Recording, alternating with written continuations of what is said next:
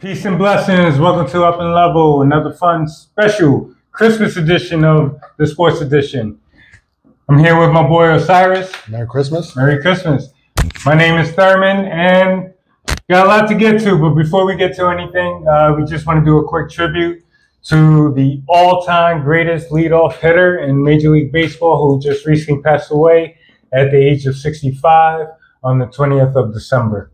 We're talking about the man of steel, Ricky Henderson. He is the all-time base stealer with 1,406 stolen bases, all-time in runs with 2,295. He played for the A's, the Yankees, the Blue Jays, the Padres, the Angels, the Mets, the Mariners, the Red Sox, and the Dodgers. He's a 10-time All-Stars, 2-time World Series champions. He was an AL MVP, and he was a Hall of Famer, above all, with a 94.8% voting on the first ballot. When you talk about her first ballot Hall of Famers, that's a first ballot Hall of Famer. I agree with you. We're going to put a little quick clip for you, but before that, just any thoughts? Yeah, I grew up watching baseball. He's from the era we watched baseball back in the days. So I have more memory of him being more with the Yankees and the Mets. Maybe a little with the Oakland A's because that's when I started watching baseball. But yeah, he's always been one of my favorite baseball players to watch, an exciting baseball player, like a box office. Like you'll go and pay money to see because you know he was going to put on a show. So rest in peace to Ricky Henderson. I was saddened by the news when I saw that he had passed away. We lost a lot of greats this year, and the fact that Ricky Henderson was one of them. Rest in peace, Ricky Henderson, and praise to him and his family. Rest in peace. And here's a clip. I want them to know that when I took the field, I gave 100, 110% out there. Yep, grab the shirt. Yep, style. The only you get to grow out of this game if you become a winner. Ricky's going, pitches high, he stole it! The American League record for Ricky Henderson. When I lead the game, I want them to think of Ricky Henderson as a player that no matter what, he was a diehard to the game. He loved the game. He probably would do anything for the game. Ricky Henderson, no contest, steals third base, jerks the bag from its moorings, and holds it aloft, representing number 939. And at this moment, I am very, very humble. Thank you. And welcome back. Thank you for indulging us for that. Ricky Henderson really meant a lot for us, especially the age of baseball that we grew up on. But moving on to the topics that we got to talk about in this special Christmas episode. Everybody, I'm going to tell you now, needs to relax when it comes to my Chiefs. As they one win away, playing today at Christmas Day for the Steelers. Against the Steelers, the 10-5 Steelers. Versus your 14-1 Chiefs. Well, we already know where you're going with. You're going with Kansas City win this game, and why? All right, so here's a couple of factors. With all the tough and greats. 3 games. This is your second game in 11 days, correct? Correct. So yeah, let's see why you're picking the schedule is not our fan on this one, but however, I'm just going to say this. Chiefs are getting better by each quarter. Hollywood Brown is back. It allows the receivers to take on their more normal role. Hopkins gets to go back to number 2. Xavier Worthy gets to go back to being the gadget receiver and not always trying to go for the home run ball, which turns out he's not great at it.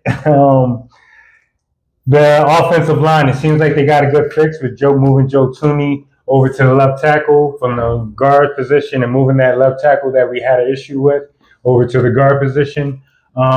They seem to improve where Mahomes only been sacked one time out of the 2 weeks. That one sack did hurt us, but however, it's just that one sack. Chief, here's an interesting stat, which makes me feel a lot more confident with this team. Now, everybody keeps talking about how they're not good with explosive plays. You need explosive plays in the NFL to win games.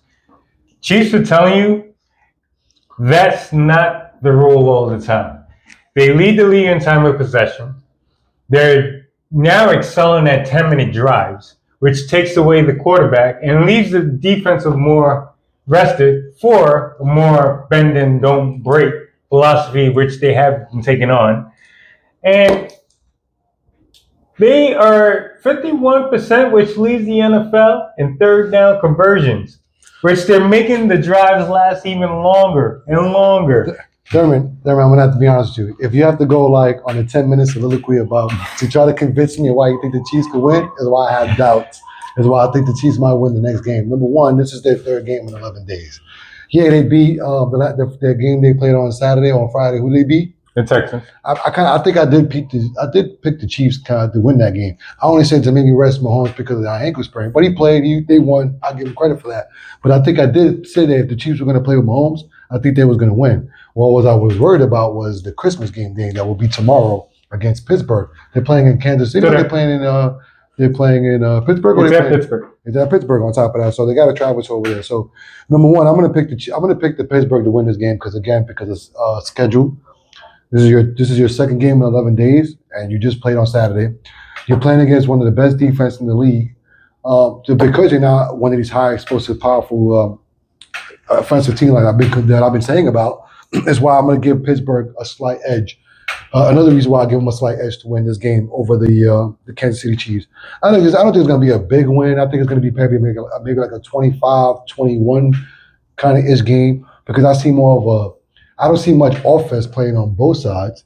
I see much more of the defensive defense side of the ball. But my thing is I just believe in more of the Pittsburgh defense more to try to win this game against the Chiefs more than the defense of the Chiefs trying to stop Russell Wilson. Even though I know Pickett is still out, Russell Wilson may be hurt. I think from what they're saying from this game, but when you got a coach like Mike Tomlin.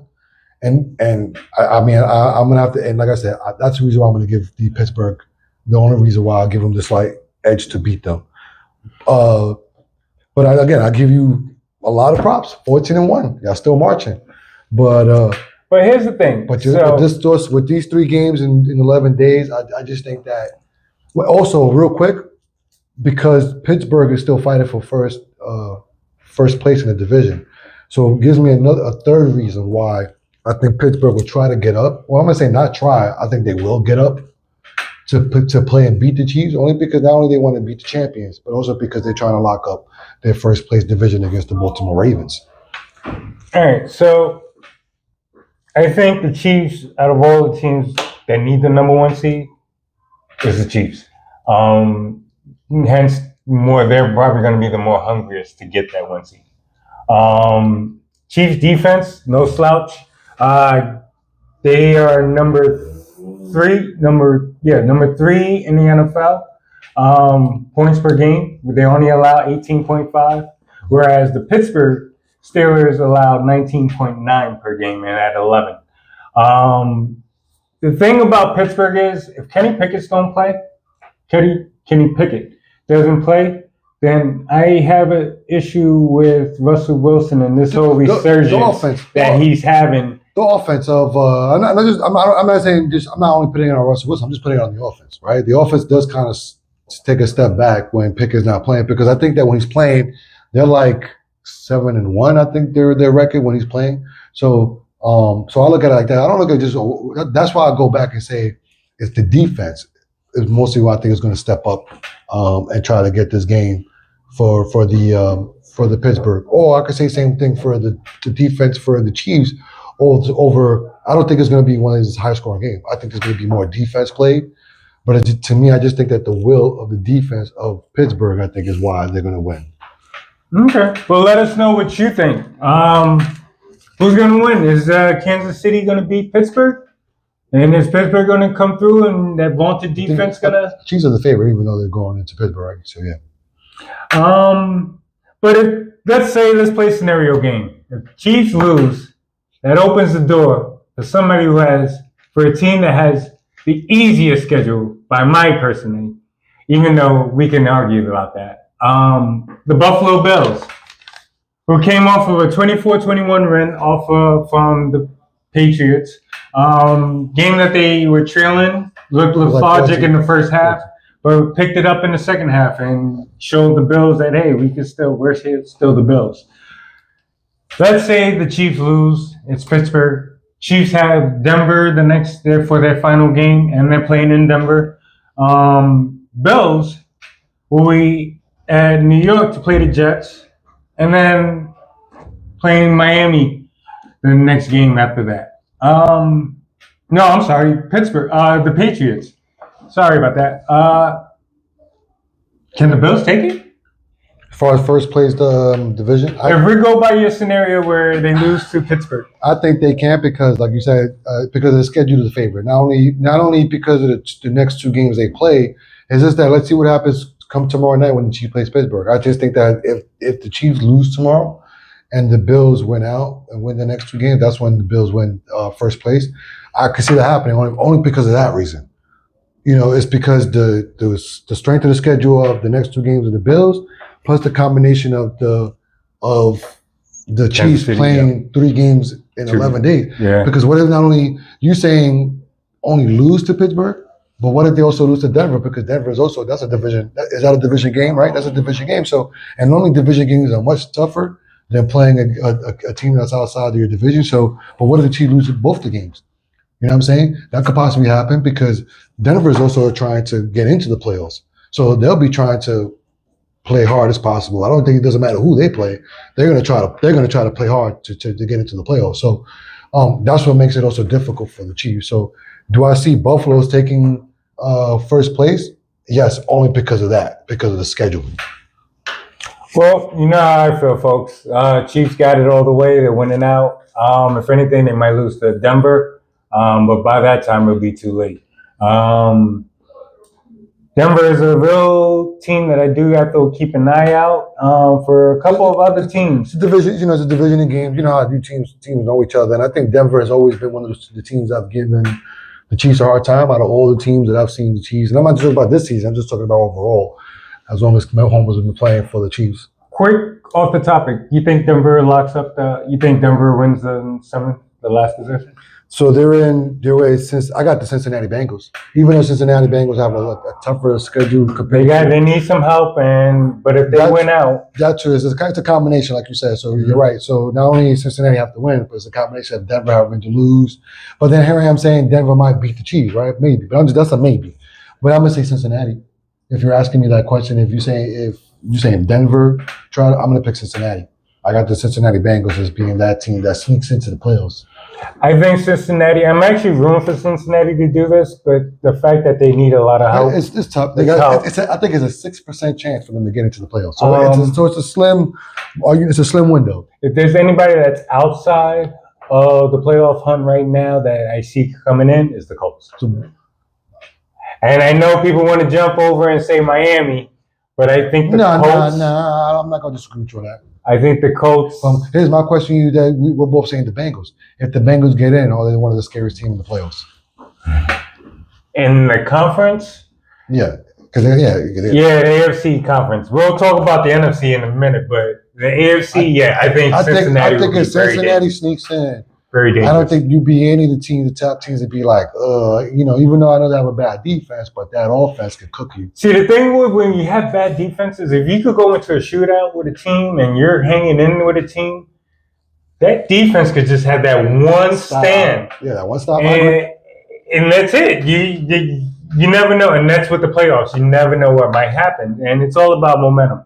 So it's all about the team that is carrying the momentum in playoffs. But moving on to playoffs, we got the NFC. It looks like it's shaping out here. The Lions look good. Business as usual with all the injuries that they're dealing with. I want to make this clear. I'm not a Lions fan, right? But I'm smiling is because when he brings up the Lions, I want to just remembering is all my predictions, especially for the last 3 games of the playoffs. I did say that the Lions were going to win the next 3 games out. So I'm 1 out of 3 so far. So go ahead, continue on. So as he preluded, they did win against the Bears. So their next 2 opponents, I'm not worried about their next opponent. I'm more worried about the last opponent, and the Minnesota Vikings, and they seem to be rolling on. So it looks like we're setting up for an all-time match, but the Vikings got to do their part because they are facing the Packers, which is a tough fight. That's their next game. That's the Vikings' next game. Now, if the Vikings pass the Packers, we could see seeing a possible showdown for the number one seed of the NFC. We can also see it for the division and home field advantage throughout all the playoffs. Plus the bye, which I think Detroit needs that bye more than anybody. Give some guys to rest up and allow some injuries. That's for sure. That's for sure. You know, if anybody, the Eagles, you gave it a good run, but I think we could count you guys out right now. But Dermot, I'm smiling. If you're going to ask me the question, do you think the Lions could hold off and still win first place in the NFC division, in the NFC conference? The answer is yes. I'm still not going to back off from last week. Even though, like I said, the Lions just beat the Chicago Bears, I did say that they was going to run a table to lock up their first division because the Lions, to me, is when I watch them play, even though with their 17 injuries, they are hungry. They come in, it doesn't matter who they play, whatever opponent is in front of them. The Lions are going to play the Lions way. And when you have a head coach, the way he coaches that team, is why I think that when they play Minnesota, my question is, even though Detroit Lions defense is hurt, can Minnesota outscore the Lions? Because I don't think the Lions don't care who they play. Their offense is humming. So the last time they played, Detroit eked out a win 31-28. Yeah, I think 31-29. That was the game when the Lions came back in the second half and won that game on a field goal. Correct. All right. So with that being said, I'm picking the Vikings. And this is on the contingency that they beat the Packers.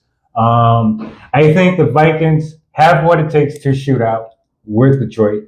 And the thing that I give the Vikings a little bit of an edge is that they can play defense.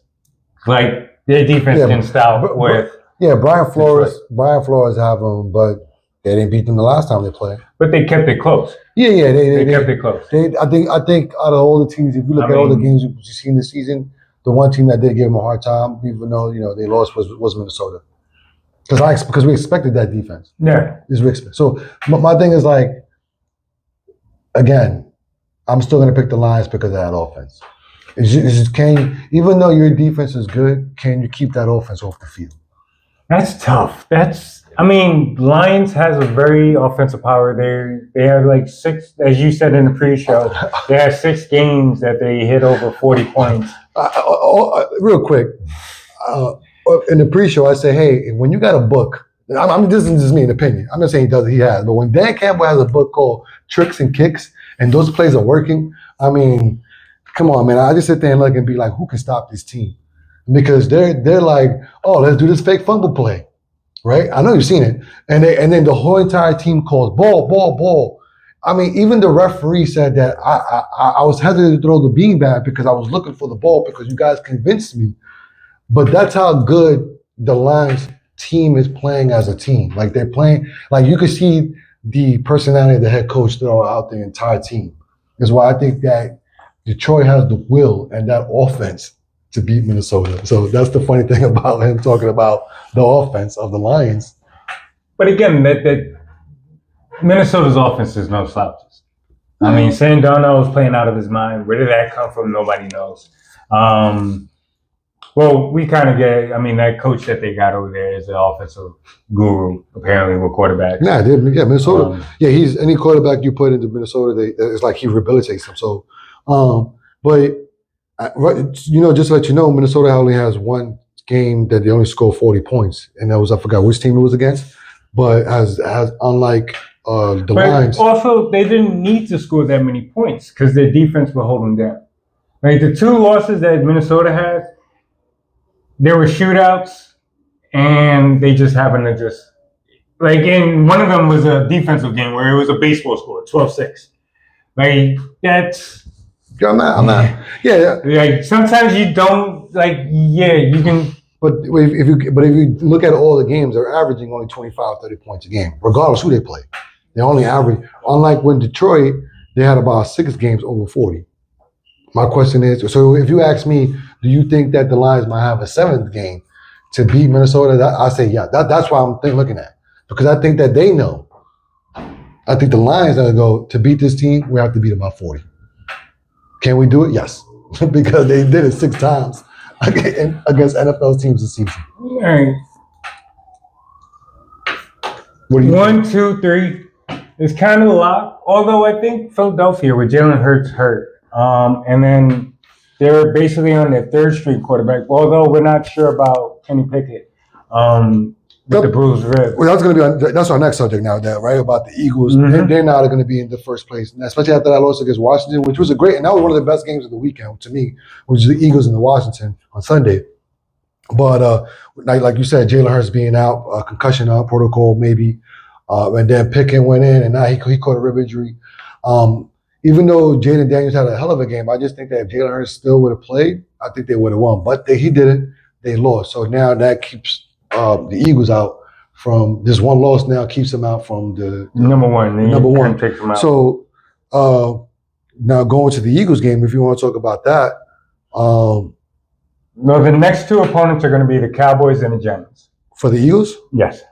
my question is healthy though. What's their health?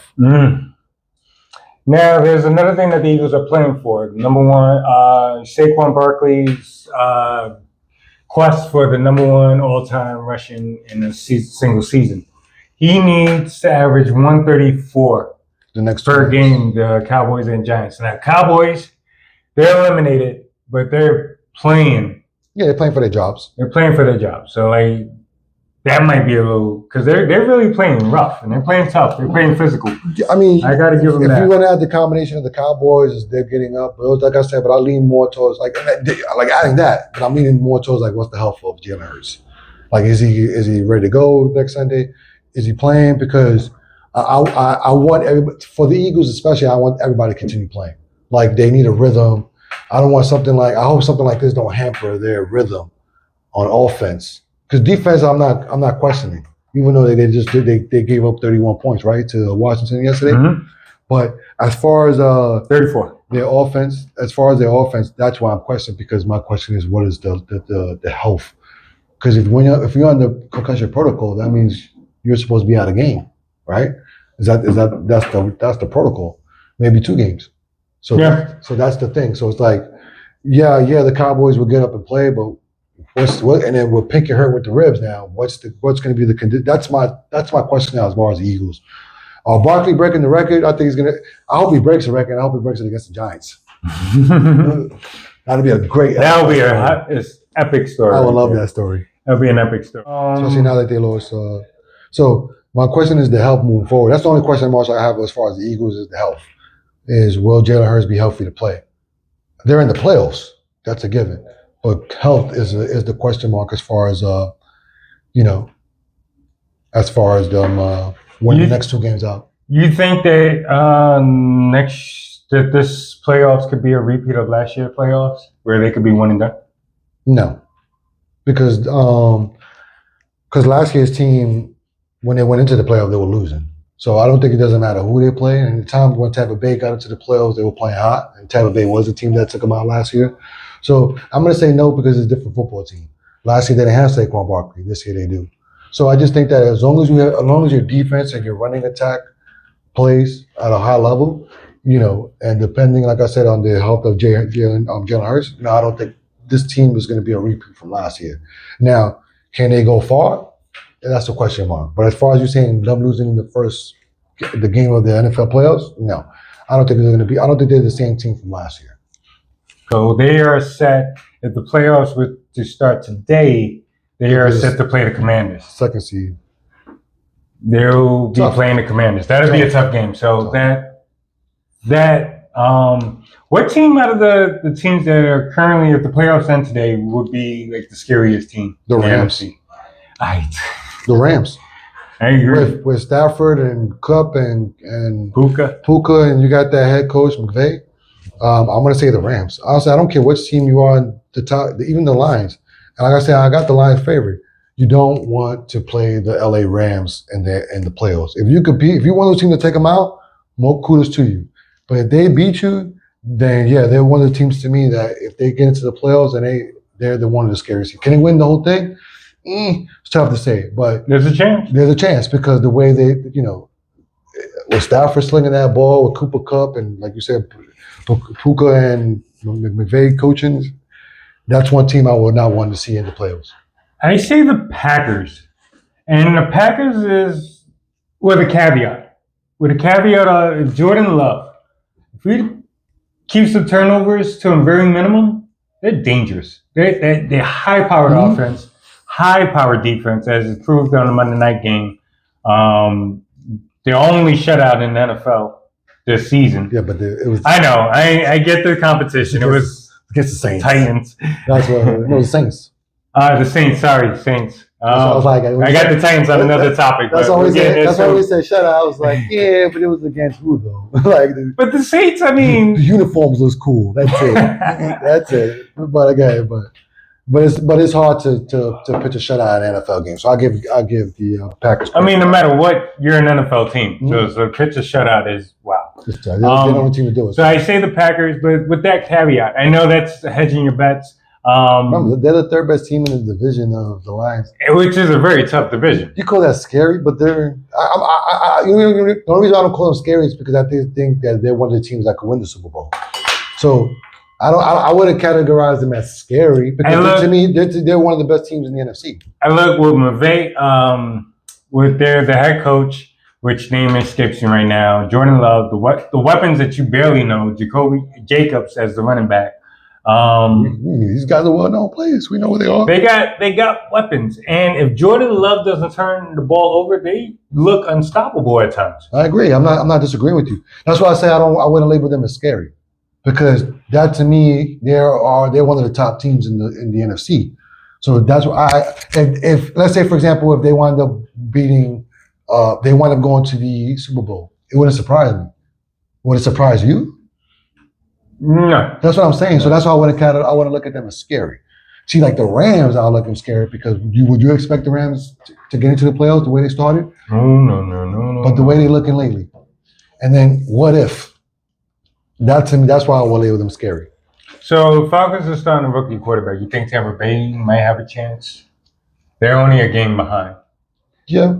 I just think that loss against the Cowboys it came down to that strip. You know what I'm saying? And Baker Mayfield's been balling. So, but I'm going to pick the Buccaneers to maybe. It was a bad loss for them, but I think they'll find a way to win the next two games. I agree with you. I think the Bucs can take over the NFC South. The Falcons. We'll talk more about the Kirk Cousins situation later. But yeah, the fact that they got a rookie quarterback, they're starting Penix. Yes, you got to win. It was a defense-led team, and you were playing against the Giants. So, again, yeah, it's an NFL team, so you can't really count them short. But at the same time, level of competition. Yeah. It's again another conversation, which leads us to with the win against the Titans, the Raiders lost the number 1 draft pick to said Giants, and unless the Giants win another game, which I really don't see happening, as said. Antonio Pierce said in his last press conference, he doesn't care about draft picks. He doesn't care about fantasy leagues. He just wants to win, and he has a job to do. The Giants, Titans looks horrible, just by FYI. But the Giants, they got the number 1 draft pick. Does tanking in the NFL, is that a thing? And from a fan perspective, before you answer that question, from a fan perspective, does it hurt the integrity of the game? Or are you, as a fan, let's say if you're a fan of the Giants, are you rooting for them to lose? I think tanking is not a word that's used in the NFL. Maybe not so often, only because in the NFL, these guys play hard every week. They practice very hard. When they practice, they go hard at practice. And when they come out and play on Sundays, for example, with the Raiders, you would think that if they was going for the number 1 seed, they'll be tanking. But I don't think tanking is a thing in the NFL. It's because these guys go out and play hard. Some of these guys go out and play hard because they got a job to protect. Like you just said, Antonio Brown just said, hey, I'm out there doing my job. It's because Raiders, to me, is going to be one of those teams that's going to rebuild. He wants to be a part of that rebuild. And the only way you're going to be a part of that rebuild is that you got to show that you can coach. And by coaching means you got to coach win games. So that's why I believe tanking is a hard word. It's not a good word you use word in the NFL and the NBA. Yeah, if you ask me if this was an NBA question, and say, hey, is tanking good for the NBA? I'll be like, well, tanking is normal in the NBA, right? If your team suck and you want to go for Wemby, let's say Wemby's at the first draft pick, then you'll be the Spurs and you tank, right? So, but tanking in the NFL, I think is hard because these guys, they're fighting to feed their families, they're fighting for a job, not just the players, but also coaching and general managers. So I'm gonna say tanking is not a good word used in the NFL. Are you rooting for it? Would you root for it? No, because you look at it like this. How do you tell a guy that in a sport that everybody goes hard to pull back? Because then you could risk injury. I wouldn't tell that because then you could risk. No, injury. but I'm saying like if not for the team to play like crap, but like would you be like secretly like if I was a Giant fan, am I secretly rooting for them to miraculously beat the Eagles to prove a point for Saquon? Am I rooting for that, or am I rooting for them to get the number 1 pick and get Shedeur Sanders if possible? Well, I'm not a Giants fan, but if I was a fan of the Giants and knowing that the Eagles play, you want the Giants to beat the Eagles because because Saquon Barkley went over there, and if you could be that team to be like, oh, we ain't let Saquon go off and we beat them, it's you also want that pride, right? One thing about the NFL, unlike the NFL, like the NBA or any other sport, is it's these are grown men.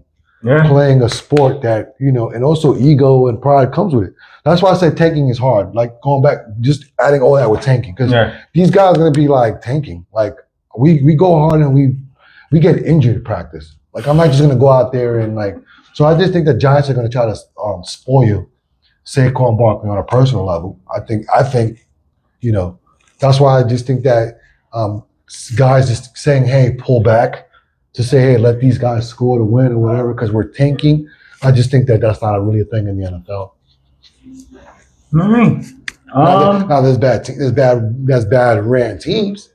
If you want to talk about that, like there's bad ran teams that I could bring up some teams that you could sit there and say the result of what they do in the front office is what's whole right now. So that leads me to another question. Doesn't even matter to have the number 1 draft pick because look as you see with Caleb Williams. Number 1 draft pick. Everybody called him like he's going to be an instant star, but right now we're worried about his regression because it was just bad coaching. Who we should replace as the head coach of the Bears? Bring in the offensive coordinator of the Lions because I just think that Caleb Williams an offensive-minded football player. Because if you watch Caleb Williams play, like if you ask me if he was a bust, I'd be like. A bust. I'd be like, do you watch him play? Like you can see him do these off-schedule plays. Like you see him as he's a legit football player. I just think that his head coach is what was holding him back. So if you bring in an offensive coordinator to bring him to be a head coach, specifically the one from the Lions, I just think that watch out, you might have a dangerous team over Chicago. So getting a first draft pick, like if you're one of those to me the NFL thing is like you're one of the bad teams and you get an NFL draft pick and you wind up getting make sure, and that's not always easy. Because not always that draft pick winds up being that pick, like a la Zach Wilson. You know what I'm saying? From the Jets. You think that hey, he's top 5 draft pick. You got to make sure you hit it right. Yeah. So because careers are on the line. Careers on the line when you do that. So. But speaking on that, which team do you think might be like the worst run team? And because to me, like I say right now, it's a toss up between the Giants and Jacksonville. I think Jacksonville is just poorly run. Wow. I think Jacksonville, I think the owner can't stay out of their own way. What is it, Nick Khan? Whatever. I know it was a Khan. It's a Khan, one of the Khan, the father of Khan. But yeah, I think, but it's a toss-up. The Giants horribly run, and then what didn't make them any favors was the whole Hard Knocks. I was going to lean with that with the Giants as well because the whole world saw the clip. The way the general manager was talking about Saquon Barkley and they didn't resign him, and look at Saquon Barkley with Philadelphia. So that goes back to what I was saying about what happens in the front office will also take effect in the team. When you say the Giants, I could also say the Cowboys, because when you have an owner / general manager that does everything, look at the roster. You had Derrick Henry working out in Texas, and you didn't sign him. I mean, I'm not saying Derrick Henry will look like the way he does look in Baltimore. But I think the Cowboys will be a lot better product than the way they're looking now, because again, how the top person who's the owner and general manager, how he's running the team. As far as the Giants, my question is, that general manager, I forgot his name. Shane. But as much as he needs to go, upper management, which is the boss, Mara, he's a problem because you didn't fire him yet. So forget him. When I look at the that problem with the Giants is that they stick to it's kind of what, and I hate to say this because I'm a Yankee fan, but Yankees do it better and more true to it. But the Giants get stuck in their giant way. Giants way. I mean, Yankees get caught up in the nostalgia here and there, but they do back it up. Is Brian Cashman still there? Yeah. Then they don't change. You know what I'm saying? Then they didn't change. Because to me, he needed to go a long time ago. That's another story. And I miss Steinbrenner. George Steinbrenner. So the Jets. I also maybe the Jets. If you remove the name Jets off that organization and look at their roster, sir, they got a good roster. They got Breece Hall, Garrett Wilson, Sauce Gardner. Then you still got who you going to replace as quarterback, right? So to me, what the Jets need is head coach. If you could bring in a head coach, which I think to me, Rex Ryan will be a great candidate for this Jets team because you need somebody with a voice that could organize. I just think that they just need a voice and organization. Once they have somebody who can step on Aaron Rodgers and say, listen, you're going to do this my way, not your way, and we're going to do this as a team. When you get that voice in there, which I believe Rex Ryan is a good choice to lead this team, I think that's the only issue with the Jets' issue as far as dysfunctional. The only issue I have with Woody Johnson is when he fired Robert Saleh. I think that when you fired him in week 5, that created kind of a chaos in the team. And since then, they've been trying to, like, on a weekly basis, trying to recover from that. Yeah. So I just think that, right? And then when he fired the general manager, what I do have to commend for Woody Johnson is that instead of him hiring another general manager, which could be one of his buddies, instead he hired 2 outside people to help to do the interview process to find a general manager, which I believe came down to the former general manager of the North Carolina Panthers, I think, forgot his name, as one of the finalists to be the general manager. So as long as you're doing stuff like that, when you're not filling up your roles with like your friends, like if you're the owner of the Knicks and you say, hey, Cyrus, I'm going to make you general manager because you're my friend. So long as you're not doing stuff like that, then, I get it. All right, so you got Callahan going to Chicago. You got Rex Ryan going to the Jets, which is that's an opinion. I'm not saying it should be. Honestly, I'm kind of behind you on the Rex Ryan part. Cool. Let's talk about some jobs that are on the line right now, and should they stay or should they go? Okay. The old class song. Let's start with the Raiders. Antonio Pierce. Should he stay or should he go? I think he's going to go because now Tom Brady is a part owner of the Raiders. And when you bring a winner or when you bring a caliber of him into the front office, I think that the Raiders are going to rebuild from top to bottom. And I'm not just saying just plays. Coach, I'm talking about from general manager all the way down. I think there's going to be a big rehaul with the Raiders. So no, Antonio Brown is a great leader. Antonio Pierce is a good leader of men. But as far as him coaching, I'm not going to say he's one of the best coaches in the league, but at the same time, it's like I understand he didn't have talent to coach with, but the Raiders are going to rebuild. So I think, unfortunately, he's not going to be a part of that rebuild. Who they bring as a head coach, I can't say who. Giants. No, because last year, was it last year when he took whatever pieces he had and took that team to the playoffs? And actually beat Minnesota on their first playoff. 2 years ago. 2 years ago. Yeah. I just think that you didn't have the right pieces. And I just think that that goes above him. I would blame the general manager before I blame Gable. So Gables, I think, is a good coach. So no, I don't think he should be on the hot seat. I think that if you give him the right pieces, and he'll coach a hell of a good football team. Cincinnati. Yes. Because for some reason, it's like they always start like, what are you doing during the offseason to get your team starting off slow?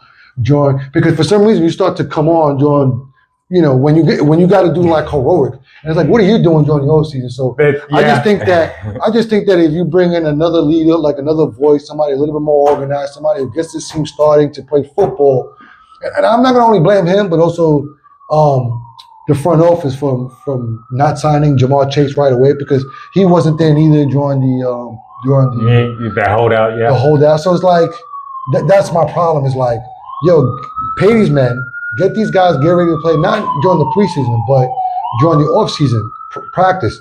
Like, get these guys in mini camp, get these guys in there. Stop holding out on these guys when you know these are superstar players that can bring a team over the hump to get into the playoffs. So not just him, but also general manager. So I'm gonna say both of them gotta go. All right. How about I just had the team right here in New England. Nah. Keep him? Yeah, keep him. This is only his first year.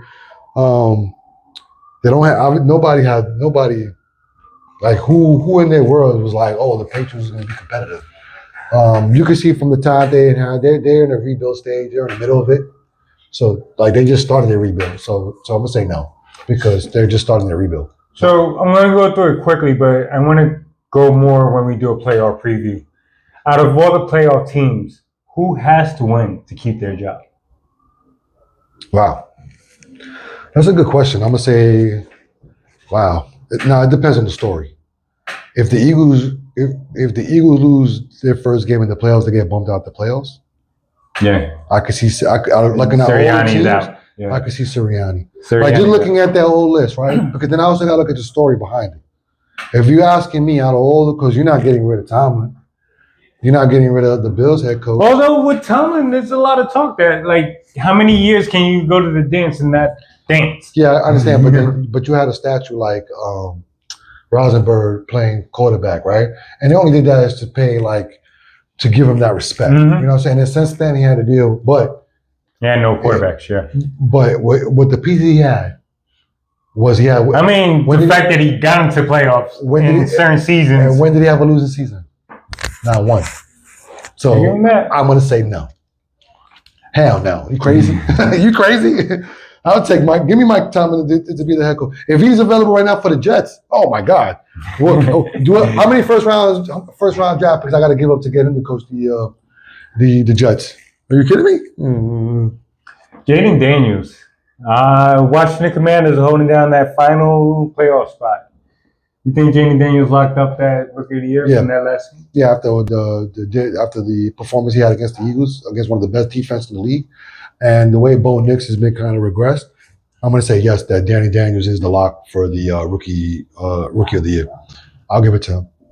Now, bust of the years. I kind of want to say Caleb, but I understand the circumstances around it, and I think it's too early to say bust. What's your definition of bust? Not living up to the expectations that were given. I understand. Okay. So being the number one draft pick. But you say Caleb because he's the number one draft pick? Being the number one draft pick, there's expectations on that alone. But however, I was tempered with the expectations because I knew what organization he was going to. And they have a track record of not developing quarterbacks, no matter what coach was there. I just knew the organization-wise, there as a team. I'm going to say no, that he's not a bust because, again, you could see his potential. He's a quarterback. He's a quarterback that if he continues to grow under the right coach, like I was saying before, because you can see it. You can see when he does his off-schedule plays. It says right now he has a head coach that makes it hard for him. That's not calling the right plays. It's not putting him in a position to win. So I'm going to say no because you can see. Now you want to see who's. Now when you say definition of bust, what's a perfect definition of bust? Well, Will Levis of the Tennessee Titans. That's a bust. I mean, when you watch this guy play, I mean, oh my God, if you're a teammate of his, I mean, you'd be like, it's going to be a long day because the things that he's done, the bonehead plays that he's done, I'm going to say he's a bust. I mean, I'm going to give him a pass because I understand he's a rookie, but that out of all the rookies, he has by far the worst. He had like a Zach Wilson. But I could say who's a bust too, even he's not a rookie? Kirk Cousins. Ooh, let's get into that right now. So Kirk Cousins has been benched in the first year of a 4-year deal. 160 million was the deal, or 180.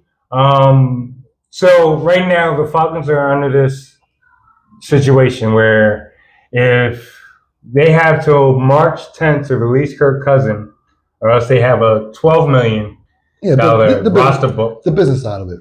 You got a roster bonus, and then now you already bench Kirk Cousins for the rookie, which everybody hammered Atlanta for drafting a rookie quarterback, 10th pick overall in the draft. And Atlanta's like, look at us now. So, like, what's the deal with Kirk Cousins? Like, I mean, as you can see, I don't think he ever recovered from his Achilles because the man was a statue in his pocket. I think also psychologically he's not confident. I just think that him trying to force his plays to try to try to get back to the swag that he had before, because you don't see that dancing Kirk. You know what I'm saying? So I just think that his confidence is shot. So do I think it was a mistake to give him that money and sign him? I think so. It is. I think it was bad business practice because, like you said, now they have to do something as far as the business side, as far as paying him his money. But it was a surprise that you sign him, but then you also draft this rookie quarterback, Bo Nix. Penix. So the fact that you draft him, which is kind of surprising, but at the same time, is that the way I saw Kirk Cousins play is why I call him a bust. Is why it's a good thing you did draft kind of. So I think this is where Penix steps up and proves why he's drafted. I think that he's going to be an upgrade because. He's mobile. From what you got from the quarterback position, what else you got? So, I think that it's the right thing to do. There was one quarterback you said, which was surprising, that you during our talks offside was you said the Minnesota JJ McCartney. You call him a bust. I kind of think he's a bust. I get it. He's been injured. Here's the thing: like your best ability is availability, and the fact that they drafted you at a high pick in the first round, you brought you in. Now, granted, you were already like 6 out of the 8 quarterbacks that were on that draft,